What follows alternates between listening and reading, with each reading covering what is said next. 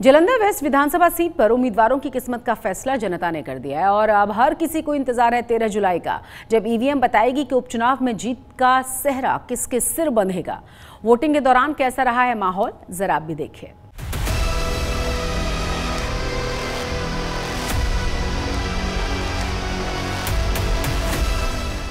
Jalandhar waste की विधानसभा seat पर हुए उपचुनावों में उम्मीदवारों की किस्मत ईवीएम में कैद हो गई। महीनों की कड़ी मेहनत और संघर्ष के बाद जीत का सेहरा किसके सिर बंधेगा, इसका ऐलान 3 दिन बाद 13 जुलाई को होगा। जालंधर वेस्ट सीट पर वोटिंग परसेंट की बात करें तो शाम 5 बजे तक 51.30% मतदान हुआ। उपचुनाव में वोटिंग के लिए 181 पोलिंग स्टेशन बनाए गए थे, जिन पर सुबह से ही मतदाता पूरे जोश के साथ वोट डालने के लिए पहुँच रहे थे।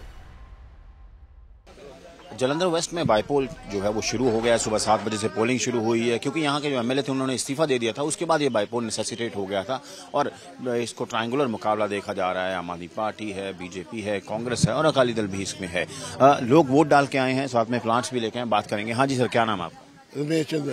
रमेश जी, दोबारा बाईपोल हो रहा है इस कॉन्स्टिट्यूंसी की सीट के ऊपर, किन चीजों को देखते हुए आपने वोट डाला है आपने? बंदा वेख के डाले, जो बंदा काम कराने वाला हो, शरीफ आदमी हो, उसको डाले। दोबारा वोटिंग हो रही है इस हल्के ਦੇ ਵਿੱਚ ਤੇ ਕੀ ਲੱਗਦਾ ਪਹਿਲੇ ਜਿਨੇ ਇਲੈਕਸ਼ਨਸ ਆਏ ਕੋ ਬਦਲਾਅ ਆਇਆ ਹੈ ਕਿ ਚੇਂजेस ਆਏ ਕਿ ਹੁਣ ਐਕਸਪੈਕਟ ਕਰ ਰਹੇ ਹਾਂ ਜੀ, ਕਿਉਂਕਿ ਹੁਣ ਦੁਬਾਰਾ ਤੀਜੀ ਵਾਰੀ ਟਰਮ ਦੇ ਵਿੱਚ ਲੋਕ ਸਭਾ ਦੀ ਸੇਮ ਰਿਪੀਟ ਹੋ ਗਈ ਹੈ ਤੇ ਆਪਣੇ ਪ੍ਰਧਾਨ ਮੰਤਰੀ ਸਾਹਿਬ ਵੀ ਦੁਬਾਰਾ ਰਿਪੀਟ ਹੋਏ ਹੈ ਤੇ ਹੁਣ ਆਪਾਂ ਨੂੰ ਪੂਰੀ ਕੋਸ਼ਿਸ਼ ਹੈਗੀ ਹੈ ਕਿ ਸਾਨੂੰ ਉਮੀਦ ਹੈਗੀ ਇਹੀ ਹੈ ਕਿ ਦੇਸ਼ ਦੀ ਤਰੱਕੀ ਲਈ ਹੋਰ ਕੀ ਕੰਮ ਕੀਤੇ ਜਾਣਗੇ। हालांकि दोपहर के वक्त वोटिंग की रफ्तार बेहद धीमी रही। दोपहर 1 बजे से 3 बजे तक उपचुनाव में महज 8% वोटिंग हुई। हालांकि शाम ढलते ढलते वोटिंग की रफ्तार बढ़ गई। ਹੁਣ ਜਿਹੜੇ ਕੁਝ ਇਲਾਕੇ ਜਿੱਦਾਂ ਜਿੱਥੇ ਮੈਂ ਹੀ ਰਹਿਣਾ ਵਾਂ, ਮੈਂ 20 ਸਾਲ ਤੋਂ ਉੱਥੇ ਰਹਿਣਾ ਵਾਂ, ਉਹ ਸਪੋਰਟਸ ਮਾਰਕੀਟ ਦੇ ਬੈਕ ਸਾਈਡ ਪੈਂਦਾ ਵਾ। ਬੜੇ ਬੜੇ ਵੱਡੇ ਇੰਡਸਟਰੀਅਲਿਸਟ ਨੇ ਉੱਥੇ, ਉਹ ਇਨਕਮ ਟੈਕਸ ਵੀ ਦਿੰਦੇ ਨੇ, GST भी ਦਿੰਦੇ ਆ ਨਾ। ਉੱਥੇ ਲਾਈਟ ਹੈ, ਚੋਰੀਆਂ ਦਾ ਉੱਥੇ ਬਹੁਤ ਖਤਰਾ है। हमने विकास को देख के वोट डाला है जी, जो नहीं हो रहा। लॉ एंड ऑर्डर जो है यहाँ पे सेंटर वेस्ट में बहुत ज्यादा खराब है, जबकि पंजाब में खराब है। कुछ जिला वेस्ट अकेला नहीं है। हमने देखा है कि सरकार को कुछ पता लगे, ये सीट ना आ जाए तो उसको पता लगे कि कोई कमी है जो हमारे पास वोट सीट द्वारा नहीं आई। शीतल अंगुराल के इस्तीफे के बाद खाली हुई सीट पर उपचुनाव में त्रिकोणीय मुकाबला माना जा रहा है। वोटिंग के दौरान बीजेपी कैंडिडेट शीतल अंगुराल ने आम आदमी पार्टी पर सरकारी मशीनरी के दुरुपयोग का भी आरोप लगाया। साथ ही खुलासा किया कि उन्हें लगातार फोन पर जान से मारने की धमकी मिल रही है। लोग मारने की धमकियां दे रहे हैं, मेरे फोन से फोन कर रहे हैं, मेरा फोन दइयो। ठीक है, नहीं बोलो सामने। ए देखो कितना लाश बने हैं, माइक डाउन कर लो, फेस पे ले आओ। ये जो फैसला है ये जनता करेगी। मैंने 15 मिनट पहले फोन आ रहा किसी का कि तेन 13 दो चक के ले जाएंगे, चक के ऑडियो भी मैंने पूछ लेना कि ले जा बना रही बाहर नजायज कॉलोनी कट्टर वाले लोग धमकियां दे रहे हैं। जालंधर वेस्ट सीट पर मुख्य मुकाबला आप के मोहिंदर भगत, कांग्रेस के सुरेंद्र कौर और बीजेपी के शीतल अंगुराल के बीच है। इसके साथ ही इस सीट की खास बात ये भी है कि हर बार यहाँ से नई पार्टी चुनाव जीतती रही है। 2012 में बीजेपी, 2017 में कांग्रेस, तो 2022 में आपने यहाँ से सीट जीती थी। सानू उसका इस्तेमाल जरूर करना चाहिए है और मैं देख रहा हाँ अज जालंधर वेस्ट विच बहुत भारी उत्साह है जनता दे विच, वोटर्स विच, और उन्होंने तय कर लिया है कि असी जो मौजूदा सरकार है साडे बहुत सत्कारयोग मुख्यमंत्री पंजाब सरदार भगवंत सिंह मान साहब, जिन्होंने पंजाब लई बहुत अच्छे काम किए हैं और जनता जो उन्होंने बहुत फैन है, जनता जो उन्होंने बहुत पसंद कर रही है। बहुत अच्छा लग रहा है और लोगों ने एक तरफा मन बना लिया कि सरकार दी जिहड़ी आम आदमी पार्टी दी सरकार है, झाड़ू दी सरकार है, इहदी गुंडागर्दी दा जवाब, इहदी धक्केशाही दा जवाब लोगों ने, मेरे समर्थकों ने वोटा ना ही देना। जनता जनार्दन सुप्रीम है, सरकारां बनाउण भी जानदी है ते लाउण भी जानदी है। जनता जनार्दन दा जिहड़ा फैसला ना वो बहुत अच्छा फैसला करनगे और कांग्रेस के पक्ष होएगा। उपचुनाव में उम्मीदवारों के साथ साथ पार्टी के आला नेताओं की साख भी दांव पर लगी है। एक तरफ जहां भगवंत मान लोकसभा चुनाव की अग्नि परीक्षा में फेल होने के बाद दोबारा अपनी खोई हुई साख को उपचुनाव के जरिए हासिल करना चाहते हैं, तो सुनील जाखड़ के सामने पंजाब में खुद को साबित करने की चुनौती है। वहीं अमरिंदर राजा वडिंग के पास लोकसभा के नतीजों को विधानसभा में भुनाने की चुनौती है। जालंधर वेस्ट से असीम बस्सी के साथ आज तक ब्यूरो। जालंधर उपचुनाव को जीतना बीजेपी, आम आदमी पार्टी और कांग्रेस की प्रतिष्ठा का सवाल बन चुका है। इस बार उपचुनाव में आम आदमी पार्टी की तरफ से मोहिंदर भगत मैदान में है, तो बीजेपी ने शीतल अंगुराल को मैदान में उतारा है। वहीं कांग्रेस ने सुरिंदर कौर पर दांव लगाया है। शिरोमणि अकाली दल ने सुरजीत कौर को टिकट दिया है। वहीं बीएसपी की तरफ से बिंदर कुमार अपनी किस्मत को आजमा रहे हैं। पिछले विधानसभा चुनावों के नतीजों को देखें तो 2022 के विधानसभा चुनावों में आम आदमी पार्टी के टिकट पर शीतल अंगुराल ने चुनाव लड़ लिया था और जीत भी हासिल की थी। शीतल अंगुराल को तब 29,213 वोट्स मिले थे। वहीं कांग्रेस के टिकट से सुशील कुमार रिंकू ने चुनाव लड़ा, जिन्हें 34,960 वोट मिले थे। इसके अलावा बीजेपी के टिकट पर मोहिंदर पाल भगत मैदान में उतरे थे, जिन्हें 33,486 वोट्स मिले थे। हालांकि इस बार उपचुनाव की सीट पर समीकरण बदले हुए नजर आ रहे हैं, क्योंकि सुशील रिंकू और शीतल अंगुराल बीजेपी के साथ हैं। वहीं बीजेपी के मोहिंदर पाल भगत इस बार चले गए हैं आम आदमी पार्टी के साथ। आपको ये भी बता दें कि साल 2007 से 2012 तक इस सीट पर बीजेपी के चुन्नीलाल भगत का कब्जा था और अब आम आदमी पार्टी के कैंडिडेट मोहिंदर पाल भगत बीजेपी के चुन्नीलाल भगत के बेटे, और उसके बाद 2017 के विधानसभा चुनाव में कांग्रेस के टिकट पर सुशील कुमार रिंकू ने सीट पर जीत दर्ज की थी। 2022 में आम आदमी पार्टी के टिकट पर शीतल अंगुराल ने इसी सीट को कांग्रेस से छीन लिया था। आम आदमी पार्टी का साथ छोड़कर बीजेपी का दामन थामने वाले सुशील रिंकू लोकसभा चुनावों में हार गए थे, पर क्या उपचुनाव में रिंकू के साथ बीजेपी ज्वाइन करने वाले शीतल अंगुराल उपचुनाव में जीत को दर्ज कर पाएंगे? एक बड़ा सवाल यही है। आज तक से खास बातचीत में बीजेपी कैंडिडेट शीतल अंगुराल ने क्या कहा है, देखिए। हमारे साथ शीतल अंगुराल है। शीतल जी, आप 2022 में आम आदमी पार्टी के कैंडिडेट थे, इस बार आप बीजेपी के कैंडिडेट हैं, सेम कॉन्स्टिट्यूंसी। ये कैसा लग रहा है आपको? किस तरह का चेंज है आपके लिए? चेंज है, लोकतंत्र झूठ और सच की लड़ाई। मैं झूठ और सच की लड़ाई लड़ रहा हूँ। पहले इन लोगों ने लोगों से, पंजाब के लोगों ने झूठ बोल के वोट ली थी। आज जब वो लोग हम उसको चीज पूरा नहीं कर पाए, कमिटमेंट, आज फिर एक बार लोगों को धोखे में देने के लिए 2.5 साल बाद फिर ये कह रहे हैं कि नई गारंटी, नए वादे। पर आज वादे और गारंटी लोग बूझ चुके हैं, पर लोगों को लादे दिया जा रहा है। अगर वोट नहीं दिया रहे, लोगों को धमकाया जा रहा है कि आप गोली मार देंगे, आपको बता देंगे 13 के बाद आपको बताऊंगा, आपके परिवार को बताऊंगा। लोग थ्रेट कर रहे हैं। कहाँ पे कैंडिडेट का सेफ नहीं है? अगर एक XMLA सेफ नहीं है तो पब्लिक कहाँ सेफ होगी? आप ऐसा क्यों कहते हैं कि मैं सेफ नहीं हूँ? मैं नहीं सेफ हूँ, मैं नहीं कह रहा। मैं अभी इस वोट डालने के लिए आ रहा था, बस्ती बाबा के रोड पे था, मुझे कॉल आई 11:05 पर। इतनी गंदी गाली वो दे रहा है, इतनी धमकी दे रहा है कि तुझे और तेरे परिवार को 13 के बाद तुझे जमीन पे बैठाकर आगे गंदी लैंग्वेज बोल रहा है वो। तो आपने कंप्लेंट नहीं की पुलिस को? कौन सुनेगा भैया? कल मैंने 5,000 राशन पकड़ाया है। वो लोग बूथों में बैठे हैं जिनको मैंने पकड़ाया, जिनको मैंने पकड़वाया वो बूथों पर बैठे हैं झाड़ू के। कहां पर गया इंसाफ? 5,000 राशन के पैकेट, शराब, उसके लिए उनके पास बेस बेड, करपाने कितने थे उनके पास, वो लोग फिर घूम रहे हैं। कहां से हम इंसाफ मांगू? इंसाफ के लिए मुझे लगता है सरकार आज बिल्कुल पहराहट है। सरकार के चेहरे पर क्लियर दिख रहा है कि उनकी हार है, हार उनको बच नहीं रही। 2022 में आप जीत के आए थे, इस बार क्या लगता है आपको? कॉन्फिडेंस? लोकतंत्र फैसला करेगा। सो ये थे शीतल अंगुराल, जो कि 2022 में आम आदमी पार्टी से टिकट लिया था, जीते थे, MLA बने, लेकिन अब बाई इलेक्शन है तो बीजेपी के टिकट से लड़ रहे हैं, आम आदमी पार्टी के खिलाफ चुनाव लड़ रहे हैं। कौन जीतेगा ये तो जालंधर के लोग तय करेंगे, लेकिन बड़ा इल्जाम लगाते हैं कि मेरी जान को खतरा है। जालंधर से कैमरा पर्सन अमन के साथ असीम बसी, आज तक।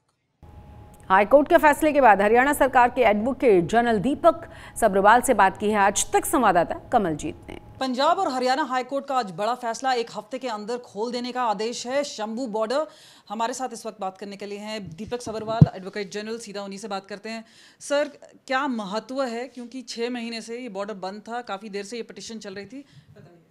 ऐसा है जी, this Shambhu border is closed since 10th February 24 just to prevent law and order situation in Haryana. Today the court has directed to remove the barricading within 7 days. Apart from this, the court has also directed both the states of Haryana and Punjab to ensure that there is no law and order problem.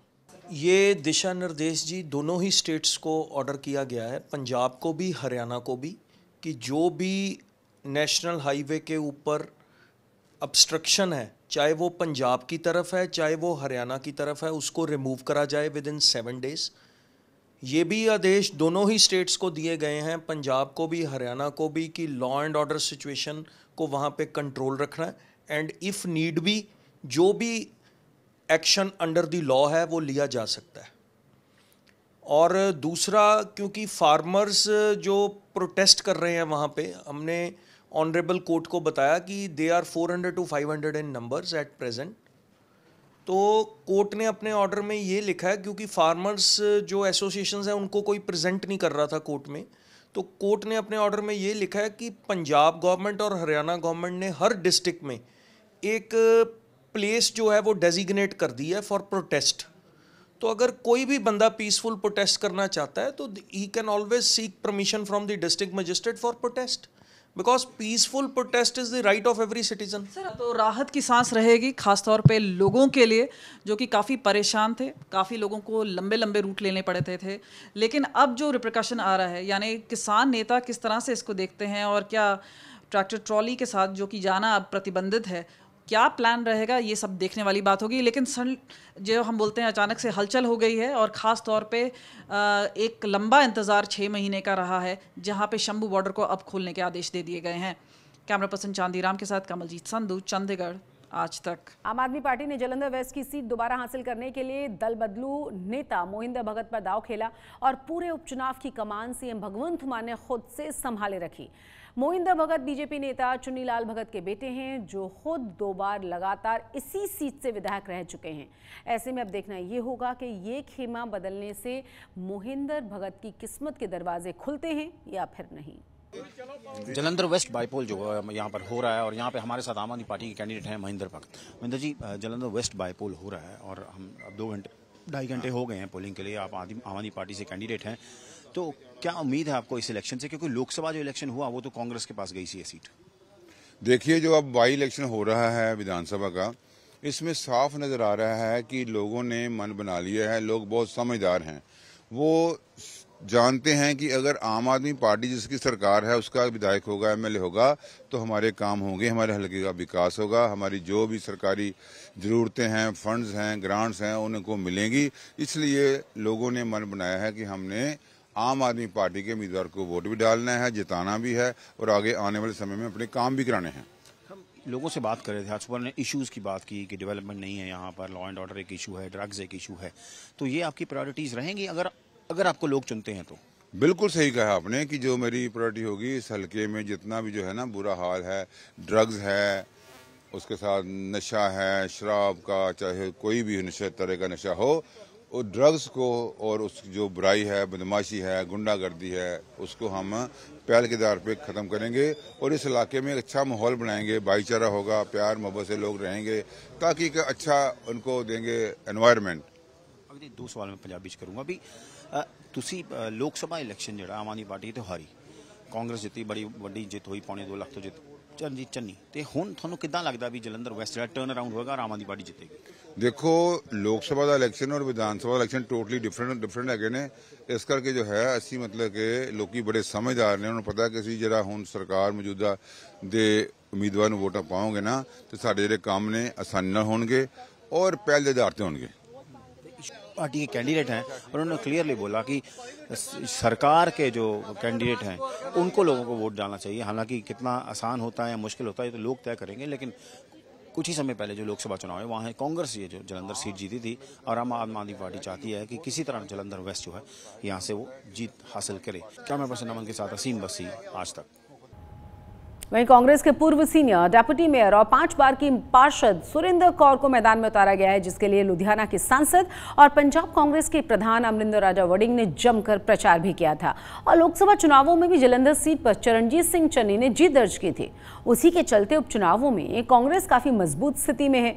आज तक संवाददाता असीम बस्सी से खास बातचीत में अमरिंदर राजा वड़िंग ने जीत के दावे को लेकर क्या कहा है, जरा देखिए। जालंधर बाईपोल आज हो रहा है, जिथे ट्रायंगुलर कॉन्टेस्ट देखा जा रहा है और एक पासे जिथे सारे लोग फील्ड जोर लगा रहे हैं, लेकिन पंजाब कांग्रेस के प्रधान ते लुधियाना के MP अमरिंदर सिंह राजा वड़िंग ने कमिश्नर ऑफ पुलिस के दफ्तर डेरा लाया। सर, ਕਾਂਗਰਸ ਦੇ ਵਰਕਰ ਬਾਹਰ ਨੇ, ਲੀਡਰ ਬਾਹਰ ਨੇ, ਆਬਵੀਅਸਲੀ ਤੁਸੀਂ ਮੋਨੀਟਰ ਕਰ ਰਹੇ ਹੋਗੇ, ਲੇਕਿਨ ਜਲੰਧਰ ਪੁਲਿਸ ਕਮਿਸ਼ਨਰ ਦੇ ਦਫ਼ਤਰ ਡੇਰਾ ਲਾਇਆ, ਕੋਈ ਸਪੈਸੀਫਿਕ ਰੀਜ਼ਨ? ਬੇਸਿਕਲੀ ਯਾਰ ਜਿਸ ਪ੍ਰਕਾਰ ਦੇ ਹਾਲਾਤ ਪਿਛਲੇ ਦਿਨੀ ਸਾਨੂੰ ਦੇਖਣ ਨੂੰ ਮਿਲੇ, ਨਸ਼ਾ ਵੰਡਿਆ ਜਾ ਰਿਹਾ, दारू ਵੰਡੀ ਜਾ ਰਹੀ ਹੈ, ਸੂਟ ਫਰੀਬੀਜ਼ ਜਿਹੜੀਆਂ ਉਹ ਵੰਡੀਆਂ ਜਾ ਰਹੀਆਂ, ਸੂਟ ਵੰਡੇ ਜਾ ਰਹੇ ਨੇ, ਪੈਸਾ ਵੰਡਿਆ ਗਿਆ ਹੈ, ਪਰੋਲ ਤੇ ਗੈਂਗਸਟਰ ਬੁਲਾ ਲਏ ਗਏ ਨੇ। ਸੋ ਇਹ ਡਰ ਹੈਗਾ, ਸਹਿਮ ਹੈਗਾ ਜਲੰਧਰ ਦੇ ਲੋਕਾਂ ਦੇ ਵਿੱਚ ਕਿ ਇਹ ਇਲੈਕਸ਼ਨ ਲੁੱਟਣ ਦੀ ਕੋਸ਼ਿਸ਼ ਹੋ ਰਹੀ ਨੇ।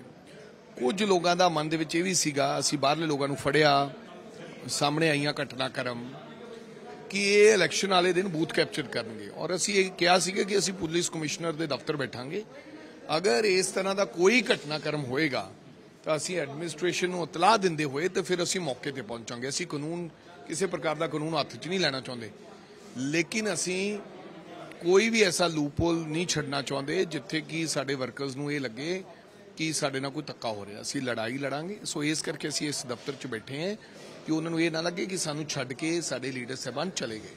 ਵੜਿੰਗ ਸਾਹਿਬ, ਤੁਹਾਡੀ ਪ੍ਰਧਾਨਗੀ ਦੇ ਵਿੱਚ ਲੋਕ ਸਭਾ 'ਚ ਬਹੁਤ ਵਧੀਆ ਇੱਕ ਪਰਫਾਰਮੈਂਸ ਕੀਤੀ ਕਾਂਗਰਸ ਨੇ, 7 ਸੀਟਾਂ ਆਈਆਂ 13 ਦੇ ਵਿੱਚੋਂ। ਬੜਾ ਇੱਕ ਤੁਹਾਡੇ ਵਾਸਤੇ ਪਰਸਨਲੀ ਬੜਾ ਗੇਨ ਸੀ, ਲੁਧਿਆਣਾ ਤੁਸੀਂ MP ਜਿੱਤ ਕੇ ਆਏ, ਆਪਣੇ ਬੇਟੇ ਨੌਰ ਨੂੰ ਹਰਾਇਆ, ਰਵਨੀਤ ਬਿੱਟੂ ਨੂੰ। ਇਹ ਇਲੈਕਸ਼ਨ ਕਿੰਨਾ ਇੰਪੋਰਟੈਂਟ ਹੈ? Down the line 4 by election ਹੋਰ ਨੇ, ਫਿਰ 2027 ਵੀ ਆ। To be very honest, by election ਹੁੰਦੇ ਰਹਿੰਦੇ ਨੇ, ਬਟ ਜਿਹੜਾ ਕਾਂਗਰਸ ਨੂੰ ਬੂਸਟ ਮਿਲਣਾ ਸੀਗਾ ਉਹ ਪਾਰਲੀਮੈਂਟ ਦੇ ਵਿੱਚ ਮਿਲਿਆ। ਓਪੋਜੀਸ਼ਨ ਦਾ ਬਹੁਤ ਕੁਝ ਸਟੇਕ ਤੇ ਨਹੀਂ ਹੁੰਦਾ ਜਿਹੜਾ ਬਾਈ ਇਲੈਕਸ਼ਨ ਹੁੰਦਾ ਹੈ, ਇਹਦੇ ਵਿੱਚ ਸੱਤਾਧਰ ਸਰਕਾਰ ਦਾ ਬਹੁਤ ਕੁਝ ਸਟੇਕ ਤੇ ਹੁੰਦਾ ਹੈ ਕਿ ਅਗਰ ਸਰਕਾਰ ਬਾਈ ਇਲੈਕਸ਼ਨ ਹਾਰ ਜੇ ਤਾਂ ਮੈਨੂੰ ਲੱਗਦਾ ਕਿ ਸਮਝ ਲਓ ਵੀ ਸਰਕਾਰ ਫੇਲ ਹੋ ਗਈ। ਸੋ ਇਸ ਰਾਜਾ ਵੜਿੰਗ ਕਾਂਗਰਸ ਪਾਰਟੀ ਦੇ ਜਿਹੜੇ ਪ੍ਰਧਾਨ ਨੇ ਔਰ MP ਨੇ ਲੁਧਿਆਣਾ ਤੋਂ, ਔਰ ਕੈਟੇਗੋਰੀਕਲੀ ਕਹਿ ਰਹੇ ਨੇ ਕਿ ਜਿਹੜਾ ਲੋਕ ਸਭਾ 'ਚ ਮੋਮੈਂਟਮ ਮਿਲਿਆ ਸੀ ਉਹ ਇਸ ਬਾਈਪੋਲ ਦੇ ਵਿੱਚ ਵੀ ट्रांसलेट ਹੁੰਦਾ नजर आएगा। जलंधर तो कैमरा पर्सन अमन के नाल असीम बस्सी, पंजाब तक। अब हम बात करेंगे किसानों की। पिछले 5 महीनों के बाद शंभू बॉर्डर को लेकर आज पंजाब हरियाणा हाईकोर्ट में बड़ा फैसला सुनाया गया, जिसके बाद ये माना जा रहा है कि आंदोलन से जुड़े किसानों के लिए दिल्ली के दरवाजे खुल गए हैं। जनहित याचिका पर सुनवाई करते हुए हाईकोर्ट ने क्या कहा है, आइए आपको दिखा देते हैं।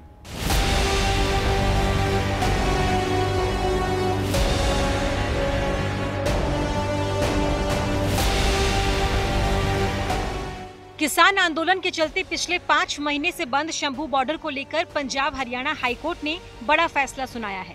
कोर्ट ने जनहित याचिका पर सुनवाई करते हुए 1 हफ्ते के भीतर बैरिकेडिंग हटाने के लिए हरियाणा सरकार को निर्देश दिया है, जिसके बाद अब एक बार फिर प्रदर्शनकारी किसानों के लिए दिल्ली पहुंचने के दरवाजे खुल गए हैं। हम इस समय खड़े हैं शंभू बॉर्डर के ऊपर और आप ठीक मेरे पीछे देख सकते हैं किस तरीके से शंभू बॉर्डर जो है वो सीमेंटेड बैरिकेड से बंद है।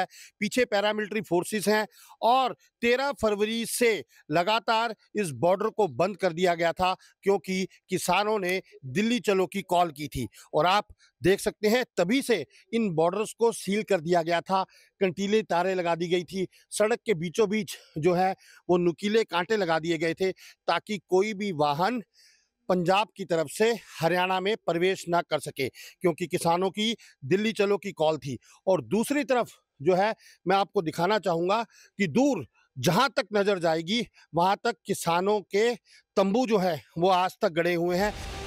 कोर्ट ने साफ कर दिया है कि इस दौरान कानून व्यवस्था बनाए रखने की जिम्मेदारी हरियाणा और पंजाब दोनों सरकारों की होगी। वहीं आंदोलनकारी किसान प्रशासन की तरफ से चिन्हित जगहों पर ही आंदोलन कर सकते हैं। किसानों के दिल्ली चलो आंदोलन के कारण 10 फरवरी से शंभू बॉर्डर सील है और अब एक बार फिर हाईकोर्ट के आदेश के बाद शंभू बॉर्डर पर किसानों की चहलकदमी बढ़ रही है। पहले तो मैं ये कहना चाहूँगा, क्योंकि जो किसानों को बदनाम किया जा रहा था कहकर भी किसानों ने रोडें रोक दी, किसानों ने बॉर्डर रोक दिया।